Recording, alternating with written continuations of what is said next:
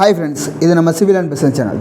இன்றைக்கி நம்ம பார்க்க போகிற வீடியோ என்ன அப்படின்னா 2024 ஒரு சதுரடியின் விலை என்ன அப்படிங்கிறதும், ரெண்டாவது வந்து உங்கள் வீட்டுக்கான ஸ்கொயர் ஃபீட் ரேட் என்ன அப்படிங்கிறதும், மூணாவது வந்து உங்கள் கான்ட்ராக்டுக்காரர் கொடுக்குற ரேட்டை வந்து எப்படி நம்ம வந்து சரிதானா அப்படிங்கிறத கண்டுபிடிக்கிறது அப்படிங்கிற ட்ரிக்கும் இந்த வீடியோவில் வந்து சொல்லியிருக்கேன். ஸோ வீடியோ வந்து ஸ்கிப் பண்ணாமல் பாருங்கள். இந்த வீடியோ உங்களுக்கு யூஸ்ஃபுல்லாக இருக்க மாதிரி மற்றவங்களுக்கு யூஸ்ஃபுல்லாக இருக்கணும் அப்படின்னு நினச்சிங்கன்னா வீடியோ வந்து லைக் பண்ணிவிட்டு பாருங்கள். வாங்க வீடியோக்குள்ளே போகலாம்.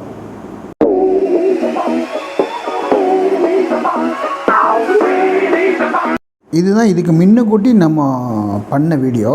அந்த வீடியோவில் நம்ம வந்து என்ன பண்ணியிருப்போம் அப்படின்னா, ஒரு 730 சதுரடிக்கு வீடு கட்டுறதுக்கான மெட்டீரியலு, லேபரு, அதுக்கு வந்து எவ்வளோ மெட்டீரியல் ஆனது, செங்கல், சிமெண்ட்டு, மணல் எல்லாமே இண்டிவிஜுவலாக நம்ம வந்து கேல்குலேஷன் பண்ணி அதுக்கான ரேட் என்ன, ஸோ அதோட டோட்டல் ரேட்டு, அது மாதிரி லேபருக்கான ரேட் என்ன, அதோட டோட்டல் ரேட் அப்படிங்கிற மாதிரி எல்லாத்தையும் கேல்குலேஷன் பண்ணி இந்த வீடியோவில் நான் வந்து எக்ஸ்பிளைன் பண்ணியிருப்பேன். ஸோ இந்த வீடியோ பார்க்கலன்னா இதை பாருங்கள். இதுக்கு வந்து எனக்கு வந்து எவ்வளோ செலவாகுது அப்படின்னா, மொத்தம் வந்து 15 லட்ச ரூபா இந்த வீடுக்கான எஸ்டிமேஷன், ஐ மீன் குவான்டிட்டி எடுத்ததில் நம்மளுக்கு வந்து வந்தது. ஸோ இந்த 15 லட்ச ரூபாய்க்கு நம்மளுக்கு வந்து எல்லாமே தான், அது வந்து ஹவுஸோட இன்க்ளூட் மட்டும் தான். இதில் வந்து காம்பவுண்டோ இல்லை அப்படின்னா இபியோ இல்லை அப்படின்னா செப்டி டேங்கு, வாட்டர் டேங்கு, இந்த மாதிரி அதர் ஒர்க்குக்கு எதுவுமே இன்க்ளூட் ஆகலை. வெறும் அந்த பில்டிங்க்கு 730 ஸ்கொயர் ஃபீட் ஹவுஸுக்கு நம்மளுக்கு வந்து 15 லட்ச ரூபா ஆச்சு. ஸோ இந்த 15 லட்ச ரூபாய்க்கு நம்மளுக்கு வந்து 730 ஸ்கொயர் ஃபீட்டு கட்ட முடியும் அப்படின்னா, அப்போ ஒரு ஸ்கொயர் ஃபீட்டுக்கு நம்மளுக்கான ரேட் எவ்வளவு அப்படின்னா 15 லட்சம் டிவைடட் பை 730 அப்படின்னு போட்டோம் அப்படின்னா நம்மளுக்கு வந்து 2054 ரூபா வருது. சரிங்களா? ஸோ இந்த பிளானுக்கு நம்ம போட்டிருக்க பிளானுக்கு நம்மளுக்கு வந்து என்ன ரேட்டு வருது அப்படின்னா 2054 ரூபா. அப்போ இதே ரேட்டு தான் உங்களுக்கும் வருமா அப்படின்னா கட்டாயம் இல்லை. ஒவ்வொரு பில்டிங் பிளானுக்கும் அதோட ரேட் வந்து டிஃப்ரென்ஸ் ஆகும். சரிங்களா? ஸோ அதை வந்து நம்ம வந்து எப்படி கேல்குலேஷன் பண்ணலாம் அப்படின்னா அதை வந்து கடைசி நான் சொல்கிறேன். ஸோ இந்த மாதிரி நம்மளுக்கு வந்து இந்த பிளானோட சைஸை நீங்கள் பார்த்தீங்கன்னா உங்களுக்கு வந்து தெரியும். இதே மாதிரி நீங்கள் பிளான் ஒன்று அமைக்கிங்க. இந்த சைஸில் ஹாலு, இதே மாதிரி ஒரு போர்ட்டிக்கோ, இந்த பெட்ரூமு, ஒரு கிச்சனு, ஒரு பாத்ரூம், பூஜை, அந்த மாதிரி இதே மாதிரி ஏரியாவில் நீங்கள் அமைக்கிங்க அப்படின்னா இந்த ரேட்டு வந்து உங்களுக்கு வந்து ஈக்குவல் ஆகும். ஆனால் இதுலேயும் 1-2 மாற்றங்கள் இருக்குது. அது என்ன அப்படின்னா, இப்போ இன்கேஸ் வந்து பார்த்தீங்கன்னா இதில் நான் வந்து லேபர் கான்ட்ராக்ட் வந்து இந்த ஏரியாவில் வந்து 430 ரூபா அப்படிங்கிற ரேட்டுக்கு பண்ணுறாங்க. ஸோ இந்த ரேட்டு வந்து உங்கள் ஏரியாவில் வந்து இல்லை, அதை விட கூட இருக்குது, 500 ரூபாய்க்கு பண்ணுறாங்க, இல்லை 450 ரூபாய்க்கு பண்ணுறாங்கன்னா ஸோ அது வந்து டிஃப்ரென்ஸ் ஆகும். அதே மாதிரி மெட்டீரியலும் டிஃப்ரென்ஸ் ஆகும். ஸோ உங்கள் ஏரியாவுக்கு எது சூட்டபிள் ஆகும் அப்படிங்கிறது தனியாக எஸ்டிமேஷன் பண்ணணும்.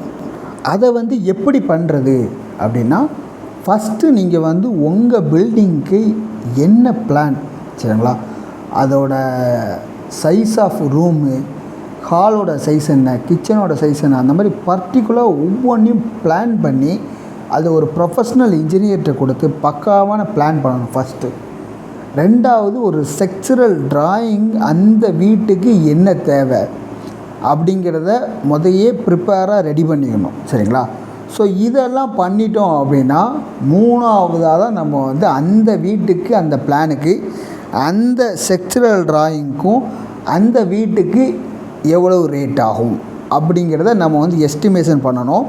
அது எஸ்டிமேஷனாகவும் பண்ணலாம், இல்லை அப்படின்னா குவான்டிட்டியாகவும் எடுக்கலாம். எஸ்டிமேஷன்னா அதோட ரேட்டை வந்து நம்ம வந்து ஒவ்வொரு குவான்டிட்டி, வால் குவான்டிட்டிக்கும் அதுக்கு வந்து நம்ம வந்து ரேட்டை கொண்டு வர்றது தான் எஸ்டிமேஷனு. குவான்டிட்டி அப்படின்னா அதுக்கு எவ்வளோ மணலாகும், எவ்வளோ சிமெண்ட் ஆகும், எவ்வளோ ஜல்லி அப்படிங்கிற மாதிரி அதோட குவான்டிட்டியை பூரா எடுத்து அதோட மார்க்கெட் ரேட் என்ன அப்படிங்கிறத கேல்குலேஷன் பண்ணி, லேபர் காஸ்ட் என்ன, லேபருக்கு என்ன ரேட் வருது அப்படிங்கிறதும், அது மாதிரி வுட் ஒர்க்காக இருந்தால் வுட் ஒர்க்கு, ஸோ அந்த ரேட்டெல்லாம் இண்டிவிஜுவலாக எடுத்து ஸோ அதோட ஒவ்வொரு ரேட்டையும் கேல்குலேஷன் பண்ணி டோட்டலாக கேல்குலேட் பண்ணி அதை வந்து ஸ்கொயர் ஃபீட்டாக டிவைட் பண்ணிக்கணும். சரிங்களா? இது வந்து நீங்கள் வந்து கான்ட்ராக்டாக கொடுத்தாலும், நீங்கள் வந்து இல்லை அப்படின்னா ஒரு இன்ஜினியர்கிட்ட கான்ட்ராக்டாக கொடுத்தாலுமே இந்த மாதிரி எஸ்டிமேஷன் எடுத்து வச்சுக்கிறது நல்லது. எதுக்கு அப்படின்னா உங்கள் பில்டிங்க்கு நீங்கள் வச்சுருக்க பிளானுக்கும் ஸ்ட்ரக்சரலுக்கும் எவ்வளவு தான் காஸ்ட் அப்படிங்கிறது உங்களுக்கு வந்து ஷூராக தெரியணும் அப்படின்னா நீங்கள் பக்காவான ஒரு எஸ்டிமேஷன் ரெடி பண்ணி வச்சுக்கணும். சரிங்களா? இப்போ உதாரணத்துக்கு ஒரு இன்ஜினியர் வந்து 2300 கோட் பண்ணுறாரு, இல்லை அப்படின்னா ஒரு இன்ஜினியர் 2000 கோட் பண்ணுறாரு, இல்லை அப்படின்னா 2100 கோட் பண்ணுறாரு. ஸோ இது வந்து எந்த விதத்தில் கரெக்டாக இருக்கும் அப்படின்னு நம்ம வந்து எப்படி நம்மளுக்கு வந்து தெரியும் அப்படின்னா கட்டாயம் அதை வந்து எஸ்டிமேஷன் பண்ணால் தான் நம்மளுக்கு வந்து தெரியும். அந்த எஸ்டிமேஷனும் ப்ராப்பரான எஸ்டிமேஷனாக இருக்கணும். அந்த எஸ்டிமேஷன் ப்ராப்பராக மட்டும் இல்லாமல் உங்கள் பிளானுக்கானதாக இருக்கணும். உதாரணத்துக்கு இப்போ இந்த பிளானுக்கு நம்மளுக்கு வந்து 2054 வந்திருக்கு. அதே 2054 தான் நானும் 730 ஸ்கொயர் ஃபீட் தான் கட்ட போகிறேன். ஸோ அதே 254 தான் எனக்கும் வரும் அப்படின்னு நினைக்கிறது தான் தப்பு. ஏன்னா உங்களுக்கான ரூம் சைஸஸ் வேறையாக இருக்கலாம். இப்போ நாங்கள் ஹால் போட்டிருக்கேன், ஒரு பெட்ரூம் போட்டிருக்கேன், ஒரு கிச்சன் போட்டிருக்கேன். நீங்கள் இங்கே எக்ஸ்ட்ரா ஒரு ரூமை கூட ஆட் பண்ணலாம். இல்லை அப்படின்னா நீங்கள் வந்து 2 மாடி கட்டுறதா இருக்கலாம், இல்லை 1 மாடி கட்டுறதா இருக்கலாம். ஸோ அந்த மாதிரி நீங்கள் ஃப்யூச்சரில் 1 மாடி கட்டுறீங்க அப்படின்னா நீங்கள் செக்சுரல் ட்ராயிங் அதுக்கு தகுந்தாப்பில் போடுவீங்க. ஸோ அவங்க அதுக்கு தகுந்தாப்பில் ஹெவியாக போட்டிருப்பாங்க. ஸோ அந்த மாதிரி ஹெவியாக போடையில் அதுக்கான மெட்டீரியல் காஸ்ட் எல்லாமே அதிகமாக இருக்கும். இந்த மாதிரி கிரவுண்ட் ஃப்ளோருக்கு நம்ம பண்ணுற செக்சுரலும் ஃபஸ்ட் ஃப்ளோர் வரையில் அதுக்கான செக்சுரல் எல்லாமே காஸ்ட் வந்து அதிகமாகும். ஸோ அந்த காஸ்ட் அதிகமாகல ஸ்கொயர் ஃபீட் ரேட் அதிகமாகும். அது மாதிரி ரூம் சைஸஸ் ரூம் கம்மியாக இல்லை அப்படின்னா ரூமுகள் அதிகமாக நம்மளுக்கு வந்து வால் குவான்டிட்டி அதிகமாகும். அதனால் வந்து பார்த்திங்கன்னா காஸ்ட் அதிகமாகும். சரிங்களா? அது மாதிரி எக்ஸ்ட்ரா ஒர்க் பண்ண இப்போ உதாரணத்துக்கு வந்து பார்த்திங்கன்னா ஸ்டேர் கேஸ்க்கு மேலே ஹெட் ரூம் பண்ணோம் அப்படின்னா, இல்லை அப்படின்னா படியில் வந்து எஸ்எஸ் போடுறோம் அப்படின்னா இதெல்லாம் எக்ஸ்ட்ரா ஒர்க். இதெல்லாம் நம்ம எக்ஸ்ட்ரா ஒர்க் பண்ண ஸோ அந்த இண்டிவிஜுவலுக்கான ஸ்கொயர் ஃபீட் ரேட்டும் அதிகமாகும். ஸோ இதெல்லாம் வந்து பார்த்திங்கன்னா ஸ்கொயர் ஃபீட் ரேட்டை அதிகப்படுத்துது. சரிங்களா? அது மாதிரி இன்கேஸ் வந்து பார்த்திங்கன்னா உங்களோட ரூம் சைஸஸ் எல்லாம் கம்மியாக இருக்குது. இப்போ மொத்தமே வந்து பார்த்திங்கன்னா நீங்கள் வந்து ஒரு 730 ஸ்கொயர் ஃபீட்டில் மொத்தமே 3 ரூம் தான் கட்டுறீங்க. ஒரு ஹாலு, ஒரு கிச்சனு, ஒரு பெட்ரூம் அவ்வளோதான் கட்டுறோம் அப்படின்னா நீங்கள் வந்து ஸ்கொயர் ஃபீட் ரேட் வந்து கம்மியாகும். ஸோ அதனால் போர்ட்டிகோ வந்து பெருசாக போட்டுறீங்க அப்படின்னா ஸ்கொயர் ஃபீட் ரேட் வந்து கம்மியாகும். ஸோ இந்த மாதிரி எந்தெந்த இடத்துலலாம் உங்களுக்கு வந்து ஸ்கொயர் ஃபீட் ரேட்டு கம்மியாகுது, அது வந்து அதிகமாகும், எந்த பிளானுக்கு கம்மியாகுது அது வந்து அதிகமாகும் அப்படிங்கிறது ஒவ்வொன்றும் நம்மளுக்கு வந்து எதில் தெரியும் அப்படின்னா அந்த எஸ்டிமேஷனில் தான் தெரியும். ஸோ உங்களோட ஸ்கொயர் ஃபீட் ரேட் என்ன அப்படிங்கிறத நீங்கள் வந்து எப்படி தீர்மானிக்கலாம் அப்படின்னா அது வந்து எஸ்டிமேஷன் ப்ராப்பராக பண்ணி அதை வந்து கேல்குலேஷன் பண்ணால் தான் அது வந்து தெரியும்.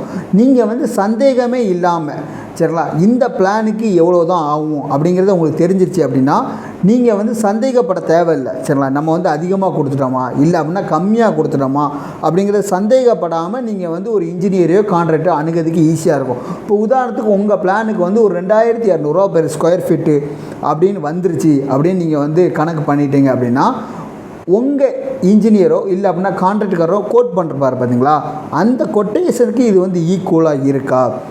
அந்த 2200 அவர் வந்து ஒரு 2300 கோட் பண்ணியிருக்கலாம், இல்லை அப்படின்னா 2200 கோட் பண்ணியிருக்கலாம். அப்படிங்கிறது அந்த 10%லேருந்து 5லேருந்து 10% வந்து வித்தியாசம் ப்ளஸ் ஆர் மைனஸ் வந்து ஏற்றுக்கலாம். அதுக்கு மேலே 1900 இதே பிளானை நான் வந்து முடிச்சு தரேன் அப்படின்னா அது வந்து ஏமாத்துறாங்க அப்படிங்கிறது அர்த்தம். இதே பிளானை வந்து நான் வந்து 2700 முடிச்சு தரேன் அப்படின்னா அதுலேயும் நீங்கள் வந்து ஏமாந்துருக்கீங்க அப்படிங்கிறது அர்த்தம். ஸோ உங்கள் பிளானில் வந்து அந்த 1900 முடிச்சதை எப்போ ஒரு இன்ஜினியர் எஸ்டிமேஷன் போட்டு 2200 வருது, ஆனால் இவர் எனக்கு 1900 முடிச்சு தராரு அப்படின்னா அவர் கை காசு போட்டால் முடிச்சுவார். ஒன்று மெட்டீரியலை காம்ப்ரமைஸ் பண்ணுவார், இல்லை அப்படின்னா உங்களை ஏதோ அந்த பில்டிங்கில் வந்து ரூபாயை வாங்கிட்டு அந்த பில்டிங்கை முடிக்காமல் குறை போட்டு போவோம், இல்லை அப்படின்னா குவாலிட்டியில் காம்ப்ரமைஸ் பண்ணி ஏதோ ஒரு காம்ப்ரமைஸ் பண்ணி தான் அந்த இடத்துல அவர் வந்து அந்த ரேட்டுக்கு முடிச்சு தராங்காரு. ஸோ அதுவும் நம்ம வந்து ஏமாற்றப்படுறோம் அப்படிங்கிறத நம்ம வந்து தெரிஞ்சுக்கணும். இன்னொன்று நம்ம வந்து ரேட்டை அதிகமாக கொடுத்து இப்போ இதோட மதிப்பே 2300 தான், ஒரு 2400க்கு நம்ம வந்து வாங்குகிறோம் கொடுக்கும் அப்படின்னா அது ஓகே. அதே இடத்துல நான் வந்து 2700 2800க்கு நான் வந்து குவாலிட்டி அதிகமாக போடுறேன் அப்படின்னா அந்த இடத்துல நம்ம வந்து ஏமாறக்கூடாது. சரிங்களா? ஸோ அந்த இடத்துல நம்ம வந்து இதோட ரேட் என்ன அப்படிங்கிறது நமக்கு தெரிஞ்சிருச்சு அப்படின்னா நம்ம வந்து அதை கண்டுபிடிக்கிறதுக்கு ஈஸியாக இருக்கும். சரிங்களா? இன்கேஸ் நம்ம போடுற மெட்டீரியல் இப்போ நான் ஒரு மெட்டீரியல் ரேட்டு எனக்கு வால் குவான்டிட்டி இவ்வளோ தான், பிரிக் இவ்வளோ தான் தெரிஞ்சிருச்சு. ஸோ அதுக்கு வந்து ஒரு பிரிக்குக்கு வந்து நான் வந்து 10 ரூபா போட்டிருக்கேன், அவர் வந்து எனக்கு வந்து 12 ரூபா பிரிக்கு வந்து ரேட் கோட் பண்ணுறாரு அப்படின்னா அதை நீங்கள் வந்து கேல்குலேஷன் பண்ணிடலாம். இப்போ 10 ரூபாய்க்கு இவர் போடுற ரேட்டுக்கு வந்து இந்த மெட்டீரியல் காஸ்ட் வருது. ஸோ இப்போ 12 ரூபாய்க்கு நம்மளுக்கு வந்து என்ன ரேட்டு வரும் அப்படிங்கிறது நீங்கள் அதை கேல்குலேஷன் பண்ணாலே அப்போ டிஃப்ரெண்ட் காஸ்ட் இவ்வளோ ரூபா இருக்குது, அப்போ இவர் வந்து இவ்வளோ எக்ஸ்ட்ரா கோட் பண்ணது சரிதான் அப்படின்னா ஓகே. இல்லை அப்படின்னா அது சரியில்லை, இவர் வந்து ரொம்ப அதிகமாக கோட் பண்ணியிருக்காரு அப்படியே நீங்கள் அதர் ஆப்ஷனும் போகிறதுக்கு உங்களுக்கு வந்து ஈஸியாக இருக்கும். ஸோ அதனால் ஒரு ப்ராப்பரான உங்கள் பிளானுக்கு ஒரு எஸ்டிமேஷன் வாங்கி வச்சுக்கோங்க சரிங்களா. ஸோ இந்த வீடியோ உங்களுக்கு வந்து யூஸ்ஃபுல்லாக இருக்கும்னு நினைக்கிறேன். யூஸ்ஃபுல்லாக இருந்தால் மறக்காமல் நம்ம சேனலை வந்து சப்ஸ்கிரைப் பண்ணிடுங்க. தேங்க்யூ ஃபார் வாட்சிங் திஸ் வீடியோ. தேங்க்யூ.